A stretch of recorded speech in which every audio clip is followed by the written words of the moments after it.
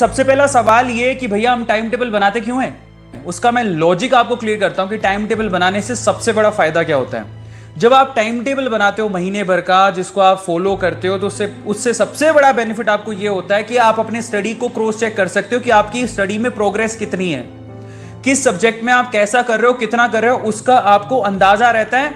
और एक्चुअली एक बायोलॉजिकल एक साइकिल बन जाती है, एक आपके माइंड भी प्रिपेयर होने लगता है कि मुझे इस साइकिल के साथ चलना है, जिससे वो क्या करता है कि धीरे धीरे, जैसे आप एक पर्टिकुलर टाइम पे सिर्फ फिजिक्स पढ़ रहे हो, एक पर्टिकुलर टाइम पे सिर्फ केमिस्ट्री पढ़ रहे हो, एक पर्टिकुलर टाइम पे सिर्फ बायो पढ़ रहे हो या केमिस्ट्री पढ़ रहे हो या फिर मैथ पढ़ रहे हो, तो माइंड को आदत हो जाती है, उसी पर्टिकुलर टाइम पे जाग जाता है और उसके कॉन्सेप्ट आपके दिमाग में आने लगते हैं। इसीलिए मैं आपसे कह रहा हूं कि एक पर्टिकुलर टाइम पे आप लोगों को टाइम टेबल को फॉलो करते हुए स्टडी करनी चाहिए, जिससे आपका माइंड, आपकी फिजिक आपको सपोर्ट करे, और ये बहुत ज्यादा इंपॉर्टेंट है।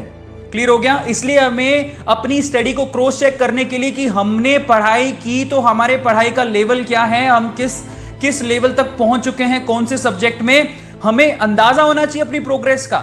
समझ में आता है? हमें अंदाजा होना चाहिए अपनी प्रोग्रेस का। इसीलिए टाइम टेबल बनाना बहुत ज्यादा जरूरी है।